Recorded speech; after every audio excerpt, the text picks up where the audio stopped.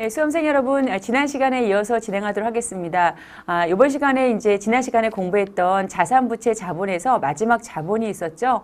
그 자본을 계산하는 문제가 옛날에 한번 나온 적이 있었는데요. 확인하도록 하겠습니다. 교재에 있는 객관식 문제는 대부분 기출문제예요. 그런데 제가 확인이라고 같이 써놓은 이유가 가끔은 기출문제 아닌 필요한 문제들이 있기 때문에 기출 확인이라고 제가 표현을 했고요. 한번 같이 한번 보겠습니다. 자, 물어보는 게요. 구회 시험인데 자본, 순자산이다 이렇게 얘기했습니다. 그럼 여러분 일단은 공식을 한번 생각해 보세요. 자, 자본이라는 거는 자본은 자산에서 자, 부채를 차감한 금액이에요. 그러면 자산의 금액이 주어지고 부채의 금액이 단일 금액으로 주어졌다면 그 자산의 금액과 부채의 금액의 차이가 되겠죠. 자, 그런데 이거는 그냥 계정 과목이 나열이 됐어요. 자, 그렇다면 요 이름들을 가지고 자산의 금액과 부채의 금액을 구분할 줄 아셔야 되겠죠. 자, 요쪽은 플러스, 요쪽은 마이너스해서 우리가 식 쓰지 않고 곧장 계산할 수 있도록 한번 해봅시다. 자, 상품이라는 것은 판매 목적으로 가지고 있고 나중에 팔면 돈 되니까 자산이죠. 그러니까 자산이니까 뭐죠? 이거는 플러스가 되겠죠. 자, 대여금은 뭐죠? 나중에 원금과 이자를 받으면 돈 되죠? 자산입니다. 플러스. 자, 매입 채무. 채무는 부채죠. 빚이죠. 자, 상품을 외상으로 한 거죠. 자, 그리고 생기는 빚입니다. 마이너스.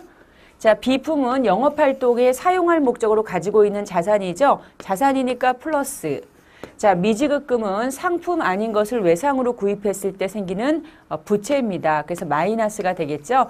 자, 그래서 자산의 합계 플러스 부채의 합계 마이너스. 이렇게 하면 자산과 부채의 차이가 돼서 자, 그게 바로 1,130이라는 바로 자본의 합계가 나온다는 것이죠. 자, 여러분 아시겠지만 이렇게 자본의 금액이라는 거는요. 결국 두 가지 요소로 결정되더라. 바로 누구죠? 자산이라는 것과 부채로서 종속적으로 잔여적으로 계산되는 게 바로 자본이더라. 이걸 다시 한번 확인을 부탁드리겠습니다. 자, 그렇다면 우리가 지금까지 이제 재무 상태의 정보에 대한 요소를 공부했어요. 자, 그러면 이제는 이 재무 상태표는 뭐냐면 바로 일정한 시점이죠. 그죠? 시점 이게 중요하죠. 자, 기업의 재무 상태, 이 재무 상태가 뭡니까? 회계 정보고요. 자, 이 회계 정보인 재무 상태를 나타내는 요소가 누가 있었다? 자, 바로 자산, 자, 부채, 그 다음에 자본이 있었더라. 이렇게 공부를 했어요. 자, 이해되시겠죠? 자, 그러면 요 세 가지 요소를 보고서에 올려서 정보 이용자한테 제공하는 게 바로 재무상태표라는 것이고요. 그 재무상태표를 우리가 약속하게 되는 것입니다. 자, 그래서 왼쪽과 오른쪽으로 나누어서 자세한 내역을 알려주는 정태적 재무보고서다 이렇게 얘기했는데 페이지를 넘기기 전에 우리 한번 생각해 봐요. 뭐냐면은 지금 우리가 쉽게 얘기해서 만약에 건물이라고 봅시다. 건물. 아까 이제 우리 자산이 건물밖에 없어요. 근데 이게 100억이에요. 근데 이제 이 부채는 빚 아닙니까? 남한테 빌린 거. 이게 70억이에요. 자본은 그럼 얼마입니까? 요거하고 요거의 차이죠. 그럼 30억이죠? 자, 그럼 이 100억, 70억, 30억을 보고서에 우리가 올려서 정보 이용자한테 보여주려고 해요. 자, 근데 가만히 봤더니 요 100억의 구성 내역이 70과 30이잖아요. 그렇지 않겠습니까? 자, 그렇다면 우리가 뭐가 되죠? 이렇게 되죠. 요게 바로 재무상태 등식이거든요. 자, 요 등식에 맞추어서 왼쪽을 차변이라고 하죠. 오른쪽 대변으로 저 요소를 배치시킨 게 바로 재무상태표가 되겠습니다. 자, 그러면 어떻게 생겼나 한번 같이 보도록 하죠. 자, 먼저 우리 그림을 보시기 전에 먼저 한번 확인을 해보도록 하죠. 자, 지금 자산 100은 아까 말씀드렸죠. 남한테 빌린 거 얼마? 70억하고 내 돈 얼마? 30억. 이렇게 얘기할 수 있어요? 없어? 있죠. 근데 이 부채라 이 빚을 우리가 어떻게 표현할 수 있냐면 남한테 빌린 거요 라고 얘기할 수 있지 않습니까? 자, 그리고 이 자본은 내 거죠. 내 거. 그래서 자기 자본이다 이렇게 얘기할 수 있어요. 그래서 내가 자산 100억 중에서 빌린 게 70억. 내 돈이 30억 이렇게 얘기할 수가 있겠고요. 요 지분이라든지 청구권이라는 말은 무슨 얘기냐면 이런 얘기예요. 자, 이 자산을 하나의 파이라고 봐요. 이렇게. 이게 100이라는 게 이제 파이라고 본다면 요 100억이라는 파이를 가져갈 주체는 타인과 나잖아요. 그쵸? 타인과 난데 그때 이 타인이 바로 채권자가 되는 거죠. 그쵸? 그리고 나는 뭐죠? 주주가 되는 거죠. 그래서 우리가 이 전체 자산을 가져갈 몫으로 본다면 이 몫이 지분이라고 하거든요. 이 몫이라고 본다면 우리가 예를 들어서 뭐 이 정도가 예를 들어서 채권자 몫이고 요 정도가 주주 지분이다 이렇게 얘기한다는 것이죠. 자, 그리고 지분은 바로 몫인데요. 이 몫은 요구할 수 있는 권리가 되겠죠. 그래서 우리가 지분 대신에 청구권 이런 표현을 할 수가 있다는 거고요. 자, 그러면 우리가 지금 보고서를 얘기하는 거니까 이 보고서에다가 자, 하나, 둘, 셋을 배치시키는데 지금 보니까 요게 100이고 요 100의 구성이 70과 30이니까 왼쪽은 100, 오른쪽은 70, 30 이렇게 하면 되겠죠. 자, 그게 재무상태표예요. 자, 이 재무상태표는 재무상태라는 정보를 알려주는 일람표다 이렇게 얘기하고 요게 이제 일단 이름이 일단 있어야 되겠고요. 두 번째는 회사 명칭이 있어야 됩니다. 태백산. 자, 그 다음에 중요한 건 요게 아주 중요하죠. 요거는 바로 뭐죠? 일정한 시점이에요. 일정한 시점. 통장하고 똑같아요. 일정한 시점이기 때문에 얘는 누구랑 같습니까? 2000X7년 1월 1일과 같죠. 잔액이니까 일정한 시점의 잔액입니다. 자, 그러면 자산이 아까 얼마 있었어요? 100이 있었고요. 부채가 얼마이죠? 70이 있었고 그 다음에 자본이 얼마? 30 이렇게 얘기할 수 있잖아요. 그러면 우리가 이제 이렇게 균형을 이루는 걸 회계를 상당히 중요시 여기니까 자산은 부채와 자본의 합이다 이렇게 얘기할 수가 있겠죠. 그래서 자산은 부채와 자본의 합, 이게 재무상태표 등식 또는 회계 등식이라고 해요. 회계에서 제일 중요한 등식 중에 하나입니다. 그리고 다시 한번 말씀드리면 요 70을 남한테 조달한 돈이다 타인 자본, 내가 스스로 조달한 것이다 자기 자본 이렇게도 얘기할 수 있고 그래서 우리가 자금을 조달하는 원천이다 이렇게 얘기하는 거고요. 그 원천 남한테 빌린 70하고 그 다음에 내 스스로가 조달한 30을 가지고 어떻게 했어요? 자, 차변에 무수히 많은 자산으로 운용되고 있죠. 이 운용은 이용되고 있다. 이렇게 활용되고 있다. 이렇게 볼 수가 있겠죠. 일부는 현금으로, 일부는 채권으로, 일부는 상품으로, 일부는 건물로 이렇게 가지고 있다는 것이죠. 자, 그래서 이게 이제 재무상태표다. 이렇게 볼 수가 있겠고요. 자, 그러면 이제 이 재무상태표를 통해서 이제 우리 회사가 이제 정보 이용자한테 정보가 제공되는 거예요. 다시 한번 확인해 보면 자산이 100인데 우리가 이 100이 구성이 여러 가지일 수 있다는 거죠. 다시 한번 보시면 부채가 제로고 얘가 100일 수도 있죠. 말 되잖아요. 또 뭐죠? 얘가 100이고 얘가 0일 수도 있죠. 그 다음 뭡니까? 아까처럼 70과 30일 수도 있죠. 무슨 얘기인지 아시겠죠? 그래서 우리가 이러한 재무 상태를 보고 요 경우는 자산이 모두 자본이니까 완전 내 돈이죠. 근데 이건 뭡니까? 자산이 모두 빚이에요. 그러니까 나는 뭐예요? 아무것도 없어요. 그 얘기고요. 자산은 빚과 내 돈으로 이렇게 합의로 이루어져 있죠. 자, 이렇게 해석할 수가 있다는 것이죠. 그래서 이러한 부채와 자본의 균형 관계를 확인하면서 재무 상태를 우리가 파악한다. 이렇게 볼 수가 있겠어요. 그래서 이 재무 상태표 등식 잘 기억해 주시고 자, 문제 보도록 하겠습니다. 자, 지금 보니까 회계 등식 좀 맞는 것은 그랬어요. 맞는 것은 자, 그럼 틀린 게 있다는 거죠. 자, 자산 플러스 부채는 자본이다. 뭐가 틀렸죠? 자, 플러스가 아니라 마이너스가 되겠죠? 자산에서 빚을 빼면 자본 순자산이다. 이렇게 되는 것이고요. 그 다음에 이제 자산은 소유주 지분. 자, 소유주 지분, 주주 지분인데, 자, 얘가 자산은 이게 뭐죠? 주주죠, 주주. 주주 지분을 얘기하는 거죠. 자, 이것과 누구의 지분의 합이다? 채권자의 몫의 합이죠. 그래서 우리가 채권자 지분과 같다. 이렇게 얘기하고요. 자, 그 다음에 이제 우리가 채권자 지분, 타인 지분 이건 같은 말이잖아요. 그렇죠? 자, 그래서 요거는 이렇게 볼 수 있죠. 자산은 부채, 그렇죠? 부채 플러스 자본. 자, 요거는 자, 부채는 타인 자본이니까 채권자의 지분이죠. 채권자 지분 또는 청구권 요구할 수 있는 권리죠. 그 다음에 이건 뭐죠? 주주 지분. 주주의 뭡니까? 청구권. 자, 이렇게 얘기하죠. 자, 그렇기 때문에 뭐, 여기서 요 지분이나 청구권 모두 똑같죠. 그래서 우리가 자산을 그냥 뭐로 볼 수 있어요? 지분이다 이렇게 얘기해도 말 되죠. 그래서 답은 3번이에요. 그래서 자산은 채권자의 몫, 이건 몫인데요. 주주의 몫의 합이라 같다는 얘기죠. 그래서 자산은 지분 또는 자산은 청구권 이렇게 해도 맞는 용어가 되겠습니다. 3번이 답이고요. 그 다음에 이제 우리가 그 총 비용은 뭡니까? 이따가 배우는데 자, 이 비용이랑 수익이랑 같아지려면 이 비용이랑 보통 보면은 이익이 있을 때는 수익이 크잖아요. 근데 수익 쪽에 붙었다는 것은 이게 이익이 아니라 뭐죠? 손실이라는 얘기입니다. 다음 절에서 공부하니까 이건 나중에 보도록 하고요. 그 답은 몇 번? 3번이다. 이렇게 볼 수가 있겠습니다. 자, 그럼 문제를 한번 볼게요. 자, 지금 보니까 이 회사가 2000X6년 12월 30 시점의 재무상태가 다음과 같다. 자, 그럼 재무상태는 누가 있어요? 자산의 상태, 부채의 잔액, 그 다음에 자본의 잔액이 있다는 거예요. 자, 그럼 이걸 가지고 재무상태표를 작성해 보래요. 자, 그러면 여러분 보세요. 이거 현금이죠. 현금은 뭐죠? 자산. 자산은 차변이에요? 대변이에요? 차변. 됐나요? 자, 외상매출금 이거 뭐죠? 여러분 자산이죠. 자산은 차변이에요? 대변이에요? 차변. 상품입니다. 자산이죠? 차변입니까? 대변입니까? 차변입니다. 자, 기계장치도 뭐가 될까요? 자산이 되고 자산은 뭐가 된다? 차변. 자, 단기차익금은 뭐가 되죠? 부채가 되겠죠? 자, 부채니까 얘는 무슨 변? 대변 요소가 되겠습니다. 외상매입금도 부채죠. 자, 부채는 무슨 변? 대변이 돼요.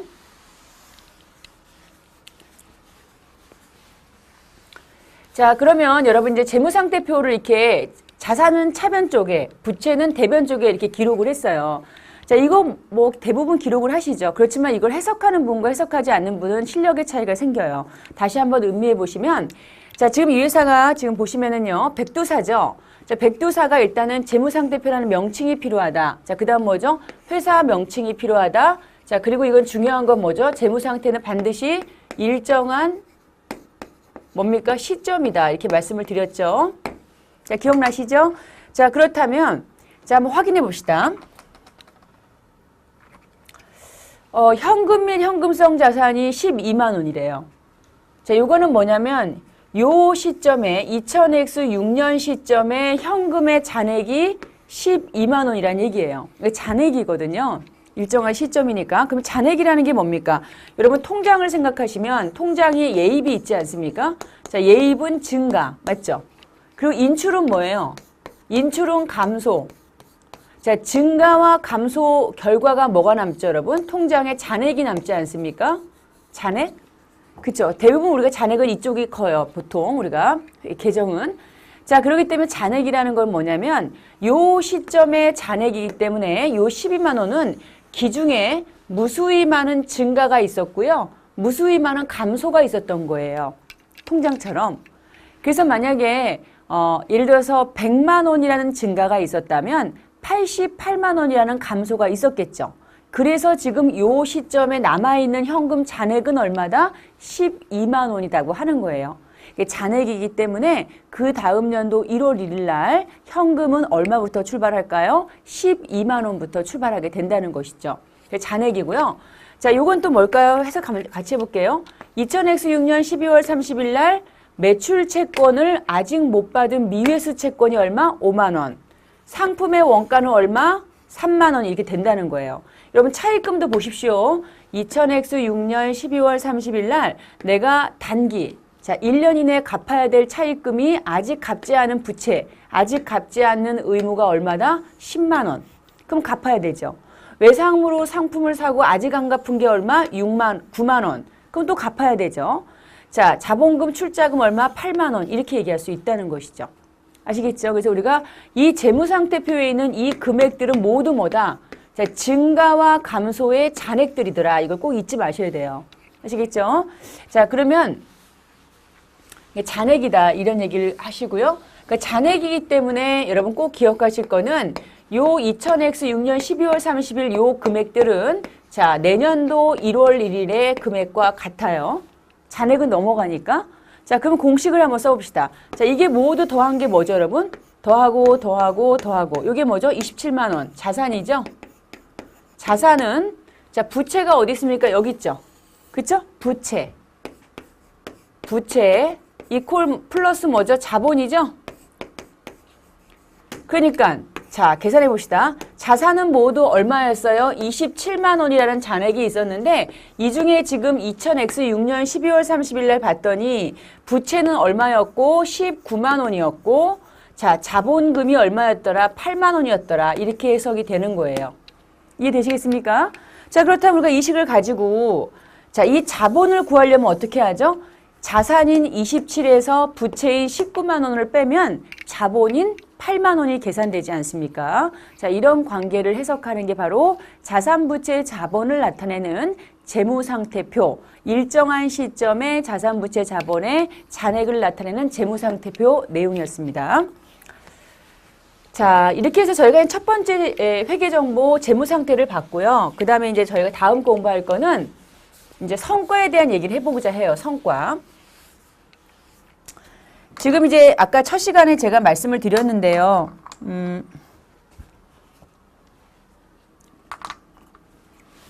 자, 회사가 이렇게 있으면 이게 정보 이용자가 이렇게 있지 않습니까? 자, 정보 이용자한테 정보를 이렇게 제공하죠. 이게 이제 회계인데 이랬을 때 유용한 정보가 돼야 된다. 이제 앞에서 계속 공부한 거예요.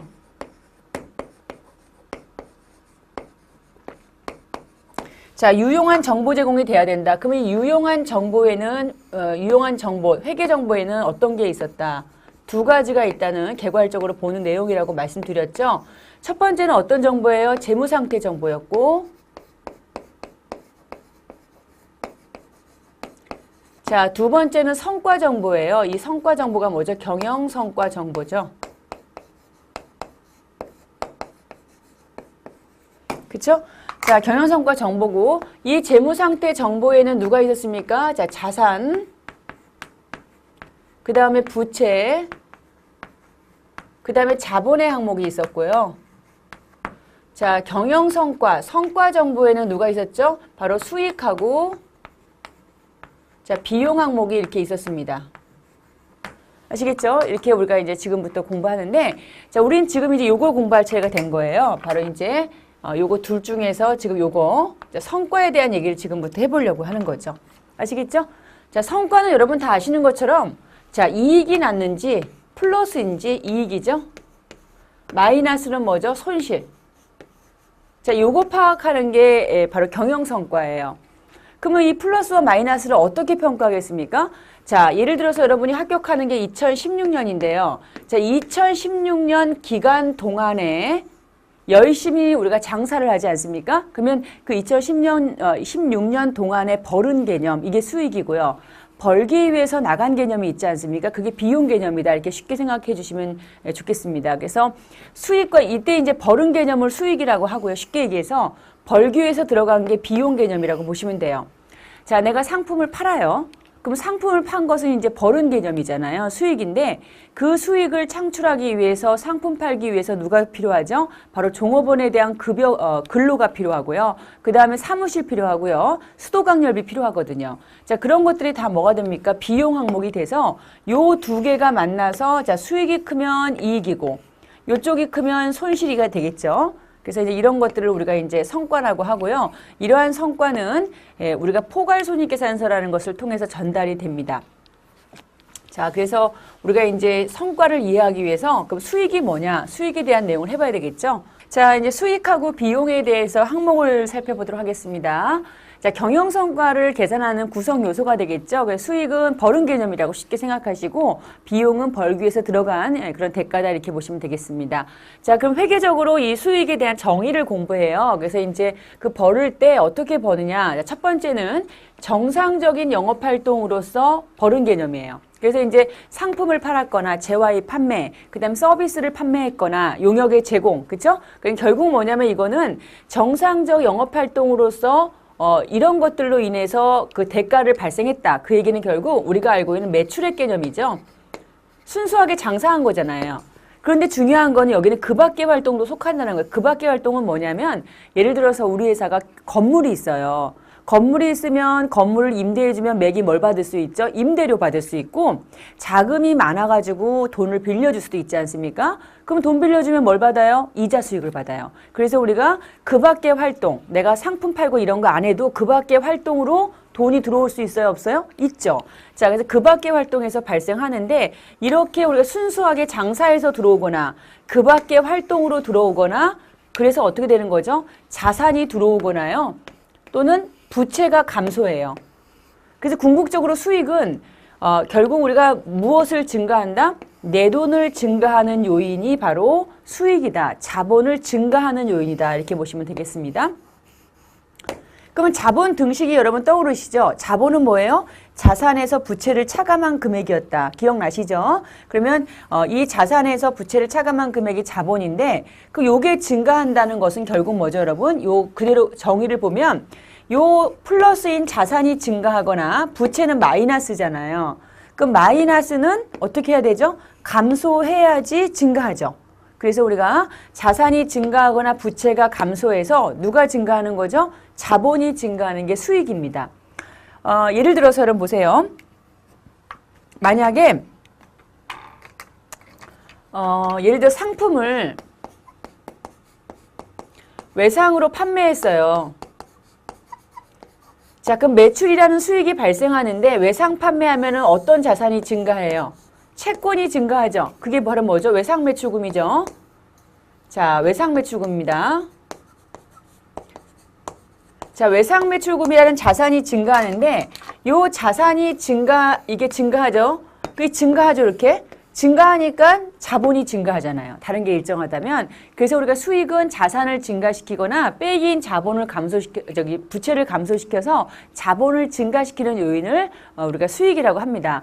근데 이 자본이 증가할 때 여러분, 우리가 출자금이라든지 이렇게 지분 참여자에 의한 출연으로서 증가할 수도 있거든요. 근데 요거는 무슨 거래죠?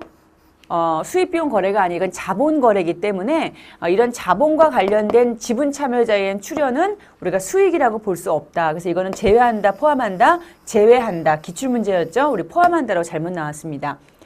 그래서 수익이라는 것은 우리가 정상적이든 그렇지 않든 간에 우리가 이제 그 대가로 발생하는 건데 자산이 증가하거나 부채가 감소해서 내 돈인 자본이 증가하는 요인을 수익이라고 한다. 이렇게 볼 수 있겠고요.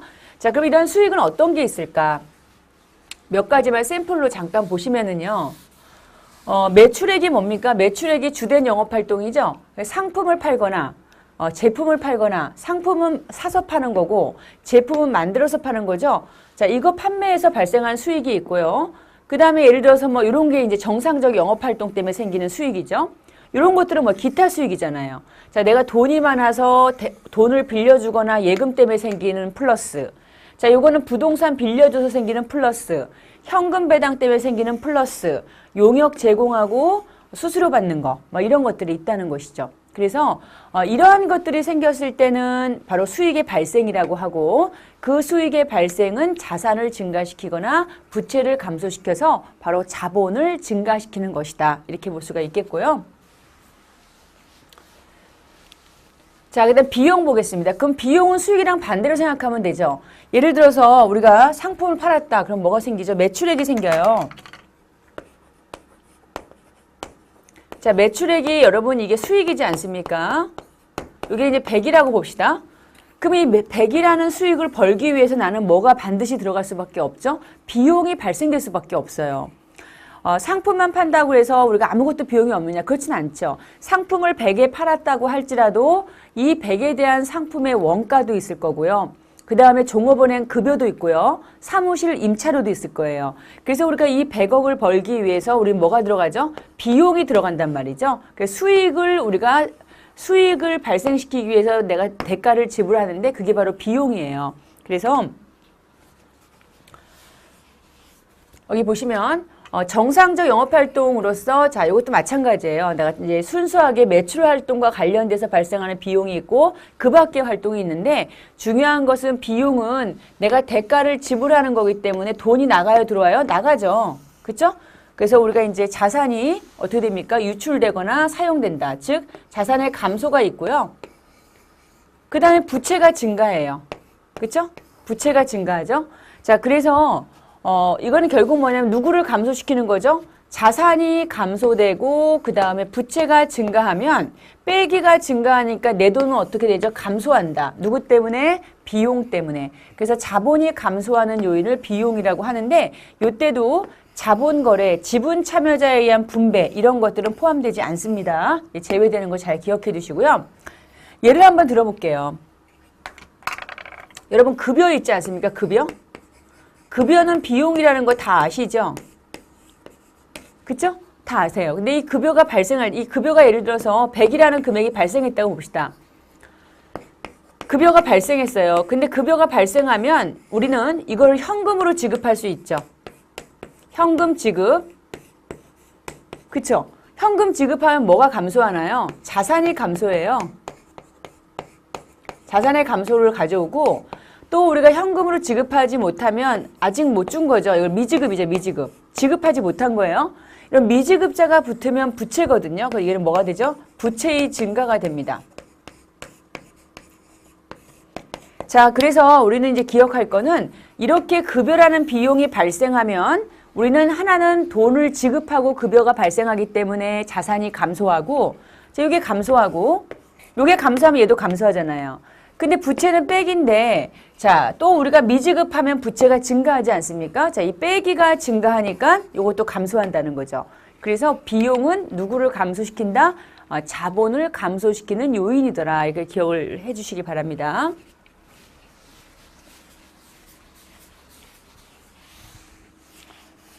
자, 그러면 이제 우리가 여기서 비용을 잠깐 볼게요.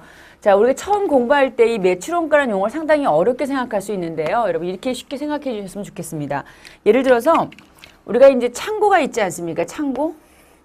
창고는 우리가 물건을 팔려고 쌓아두는 거죠. 이렇게. 그렇죠? 그래서 이제 우리가 팔기 위해서 물건을 매입합니다. 그럼 창고에 이렇게 쌓이겠죠. 이건 이제 기초라고 보시고 단기 이렇게 매입을 하죠. 이렇게. 그래서 바로 이 그 박스 안에 있는 창고 안에 있는 이 금액은 결국 뭐냐면 내가 상품을 가지고 장사할 수 있는 원가들이 여기에 이만큼 있단 말이에요. 이렇게. 그래서 이게 이 원가가 이제 있는데 이 중에서 우리는 어떤 사건이 생겨요? 판매라는 사건이 생기거든요. 여러분 아시겠지만 우리가 이 창고는 원가로 돼 있습니까? 매가로 돼 있습니까? 이거는 마진이 없어요. 원가로 돼 있어요. 그러니까 이익이 포함되어 있어요? 안 돼 있어요? 안 돼 있단 말이에요. 됐나요? 자, 그래서 이 창고에 있는 원가가 팔렸어요. 팔렸을 때 이 창고에 있는 원가가 나갔겠죠. 이게 매출원가예요. 예를 들어서 이 창고 원가 중에서 500원이라는 원가가 판매가 됐다. 그쵸? 자, 근데 이 판매가 이거는 바로 창고에서 나가는 원가죠. 그러면 얼마에 팔았느냐? 요게 600원에 판매가 됐다 이거예요. 자, 600원에. 자, 그럼 우리는 여기서 어떻게 해석하냐면 이걸 뭐라고 하죠? 매출액이라고 해요. 자, 이 속에는 이익이 포함되어 있어요? 포함되어 있지 않아요? 이익이 포함되어 있죠. 이익이 있어요. 근데 이건 뭐죠? 자, 이 600원에 팔기 위해서 창고에서 나온 원가죠. 이걸 우리가 매출원가라고 해요. 비용입니다. 누구에 대한? 요 수익 600에 대한 비용이 바로 500이란 말이에요. 그래서 500원짜리가 600원에 팔렸어요 할 때 이 500원짜리를 뭐라 그래요? 상품에 출고된, 바로 출고된 상품의 원가니까 매출원가라고 하는 거예요. 아시겠죠? 자, 요 매출원가에다가 마진을 얹으면 매출액이 되는 거고요. 자, 급여라는 비용 보시죠. 자, 종업원에 대한 급료, 상여금 등의 비용이고요. 돈이 나가거나 부채가 증가하겠죠. 자, 임차료. 부동산 빌리고 생기는 비용이죠. 네, 이거 이제 임차료라고 하고요. 돈을 빌리고 발생하는 이자가 이자 비용이고, 자, 그 다음에 용역의 제공을 받고 발생한 비용이 수수료 비용이다. 이렇게 얘기합니다. 중요한 거는 이러한 비용의 항목들이 생기면 자산이 감소하거나 부채가 증가해서 누가 감소한다? 자본이 감소한다는 걸 잊지 마시기 바랍니다.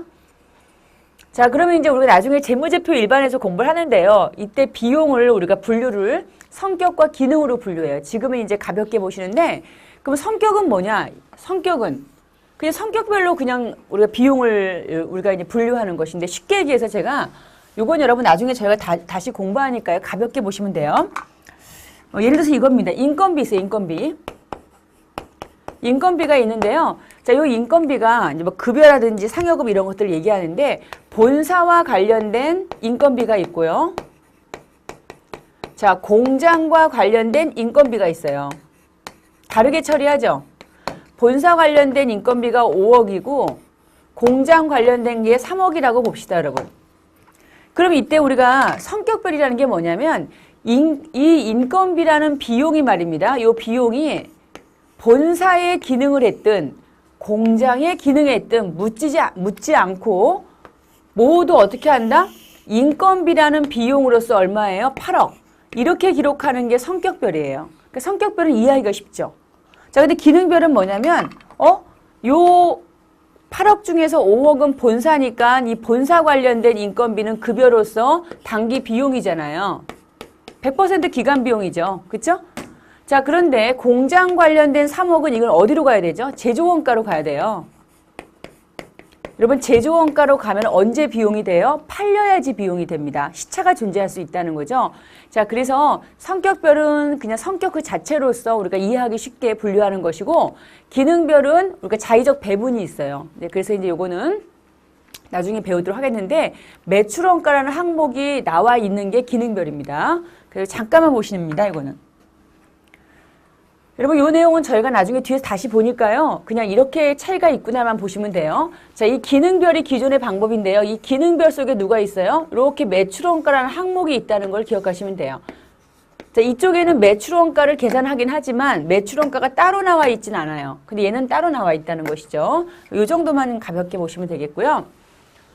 그래서 이제 성격이 사실 기능보다 이해하기가 쉽기 때문에 만약에 이걸 택했다라고 한다면 성격별 분류를 어떻게 해야 된다? 별도로 공시해야 돼요. 아시겠죠? 네. 이해하기 쉬우니까. 자, 그러면 이제 우리가 이제 포괄손익계산서를 구체적으로 공부하기 전에 포괄손익계산서의 구조를 잠깐 볼게요. 자, 여러분 다 아시겠지만 수익에서 비용을 차감하면 이익이 됩니다. 이게 바로 성과예요, 성과. 경영성과.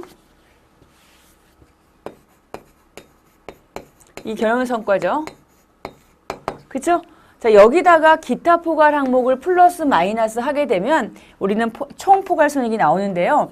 여러분이 당기순이익, 수익에서 비용 뺀 당기순이익까지를 우리가 뭐라고 하냐면 손익계산서라고 해요. 손익계산서.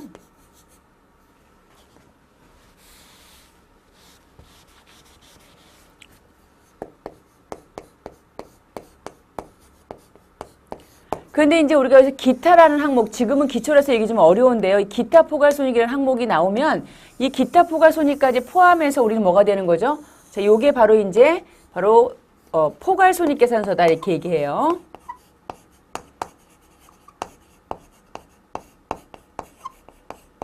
아시겠습니까? 자, 그래서 우리는 이제 포괄손익계산서가 재무제표인데 사실 기초 과정에서는 이 기타 포괄손익에 대한 이해가 상당히 어렵거든요. 그래서 우리 기초 때는 얘를 없다고 본다면 요거하고 요게 같잖아요. 그래서 손익계산서의 논리로 먼저 확인하고 나중에 뒤에 공부하면 이제 기타 포괄을 추가해서 공부하시면 돼요. 아시겠죠? 그래서 지금 이제 저희가 그 단기 손익, 즉 단기 순이익은 단기 순이익이나 순손실은 바로 경영 성과와 관련이 있는 손익계산서랑 밀접한 관계가 있다 이렇게 보시면 되겠습니다. 그래서 손익계산서 등식은요. 여기까지예요. 아시겠죠? 손익계산 등식. 그 다음에 포괄손익계산서에 나오는 총포괄손익에 대한 등식은 어디까지죠?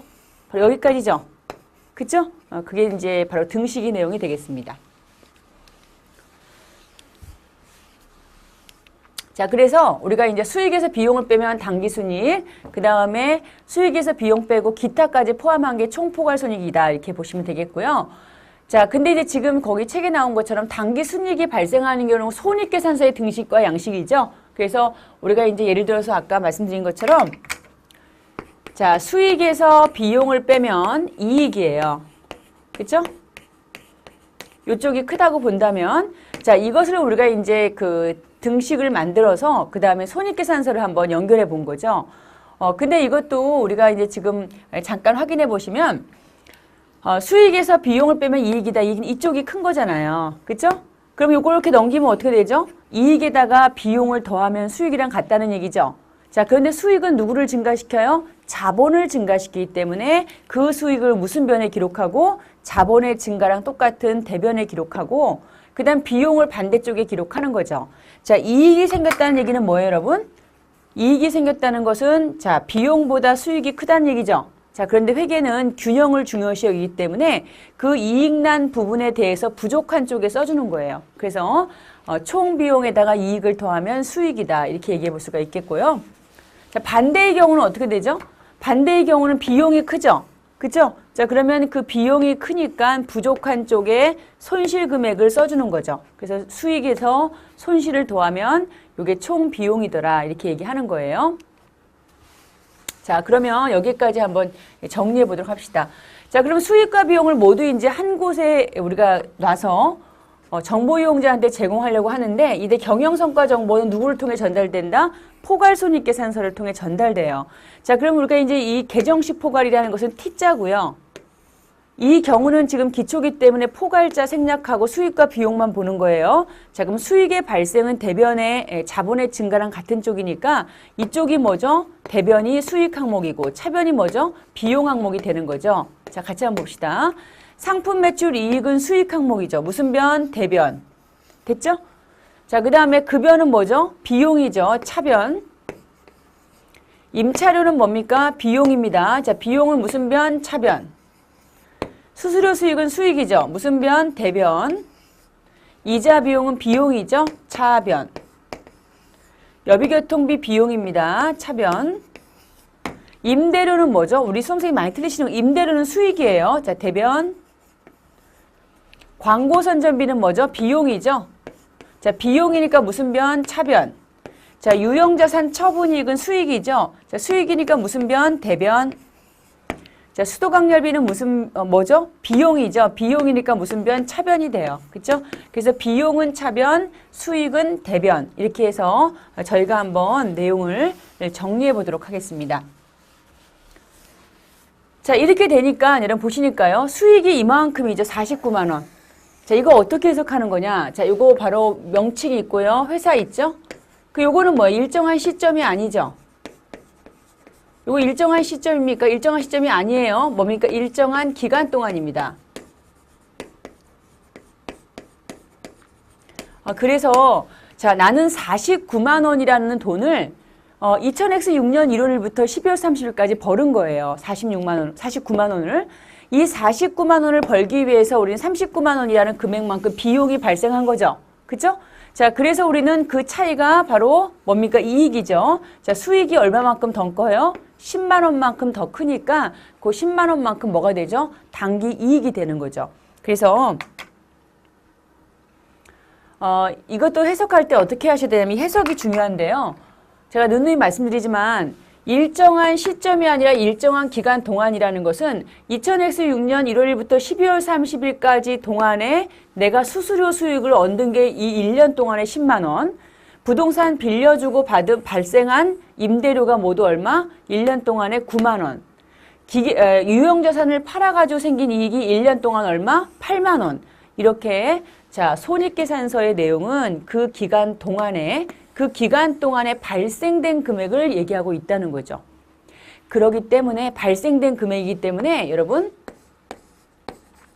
2000X 7년 1월 1일 날은 이 금액들은 다음 연도로 넘어갈까요? 안 넘어갈까요? 안 넘어가요. 왜냐면은 2000X 6년도 실적이기 때문에 실적만 계산하고 없어진다는 거죠. 그래서 얘는 0부터 출발한다는 것이죠. 자, 이 부분이 아까 재무상태랑 차이가 있습니다.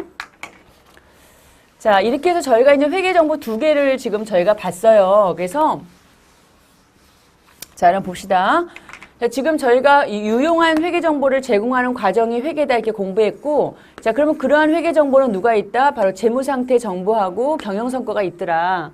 자, 재무상태는 자산부채 자본이고 누구를 통해 전달되죠? 재무상태표를 통해 전달되고, 성과는 수익과 비용으로 구성되고 포괄손익계산서를 통해 전달된다. 자, 여기까지 공부했죠?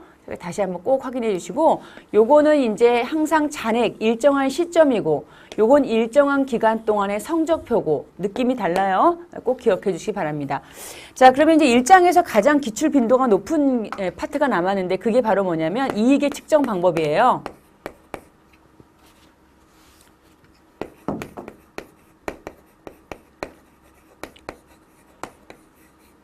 자, 이익이라는 것은 뭡니까? 플러스. 그렇죠? 당기순이익 같은 것들을 얘기하는데 이것을 어떻게 계산할 것인가의 내용이에요. 그래서 이 방법은 두 가지가 있는데요. 하나는 이 재무상태표의 요소를 가지고 계산하는 거고 나머지 하나는 성과, 수익과 비용을 가지고 계산하는 방법입니다. 그래서 여기서부터는 저희가 다음 시간에 같이 한번 보겠는데요. 요 이익의 측정 방법, 당기순이익 계산은 기출 빈도가 상당히 높다는 거 다시 한번 강조합니다. 여러분 잠시 쉬고 여기서부터 다시 한번 진행하도록 하겠습니다. 고맙습니다.